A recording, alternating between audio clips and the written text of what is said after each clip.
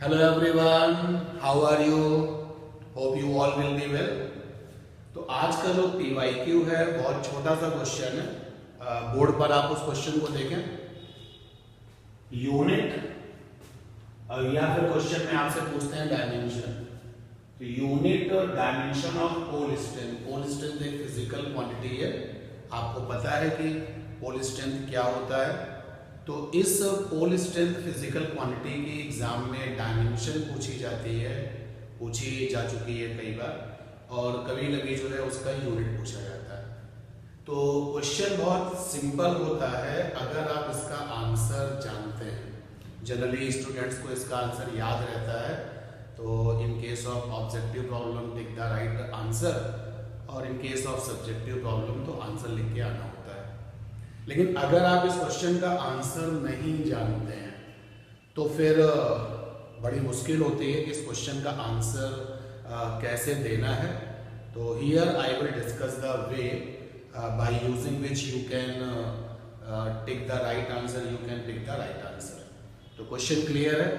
Pole strength, I hope सभी को pole strength ये फिजिकल क्वांटिटी का जो इंट्रोडक्शन है, जो ABCD है, वो पता है।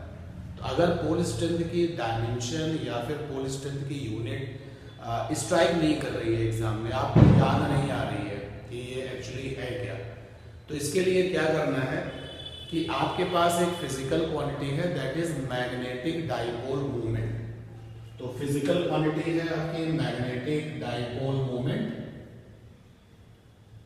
और मैग्नेटिक डाइपोल मूवमेंट इस फिजिकल क्वांटिटी को हम कैपिटल M से रिप्रेजेंट करते हैं।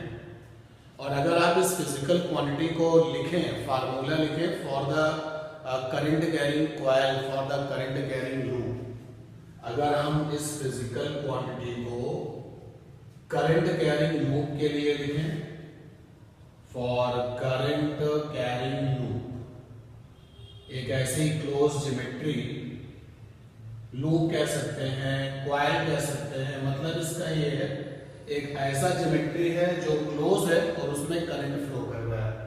तो फॉर करंट कैरिंग लूप या कॉइल, तो कैपिटल M की वैल्यू होती है NIA। कैपिटल M ये जो मैग्नेटिक डाइपोल मोमेंट है, दैट इज NIA। M जो है ये नंबर ऑफ टर्न्स, उस कॉइल में, उस लूप में कितने टर्न्स है। और आपके अपने बोर्ड एग्जाम में जो लूप होता है, आपके अपने बोर्ड एग्जाम में जो कॉइल होता है वो सिमेट्रिकल होता है। मतलब एक टर्न का जो रेडियस होगा तो बाकी जो नेक्स्ट टर्न सेकंड वाला है उसका रेडियस भी वही होगा। तो सिमेट्रिकल लूप है आपके अपने बोर्ड सिलेबस में। तो नंबर ऑफ टर्न्स हो गया कैपिटल M। I सभी जानते हैं इलेक्ट्रिक करंट है, और A यहां पर जो है उसका एरिया है, जो कॉइल होगी, जो लूप होगी, उसका जो प्लेन एरिया होगा, दैट इज A। और इसी मैग्नेटिक डाइपोल मोमेंट को अगर आप बार मैग्नेट के लिए लिखें, for bar magnet, for bar magnet, bar magnet के पास में नॉर्थ पोल होता है, साउथ पोल होता है।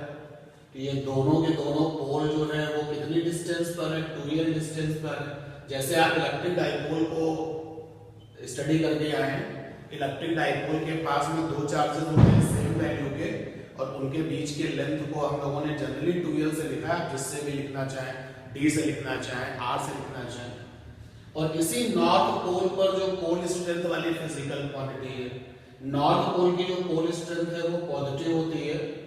हम पोल स्ट्रेंथ फिजिकल क्वांटिटी को स्मॉल m से लिख रहे हैं यहाँ पर। तो नॉर्थ पोल पर जो पोल स्ट्रेंथ है that is small m plus में, और साउथ पोल की जो पोल स्ट्रेंथ है वो माइनस में।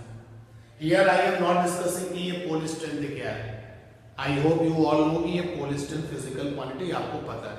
तो जब डाइपोल के लिए, मैग्नेटिक डाइपोल के लिए जब आप मैग्नेटिक डाइपोल मोमेंट लिखते हैं तो होता है पोल स्ट्रेंथ, पोल स्ट्रेंथ, और इनटू में होता है डाइपोल लेंथ। डाइपोल लेंथ मतलब नॉर्थ और साउथ पोल जो है उनके बीच का जो गैप है। तो यहाँ पर पोल स्ट्रेंथ है स्मॉल m, और डाइपोल लेंथ भी कंसीडर 2l। तो अब मैग्नेटिक डाइपोल मोमेंट जो फिजिकल क्वांटिटी है वो आपने कॉइल के लिए भी लिख लिया और बार मैग्नेट के भी लिख लिया।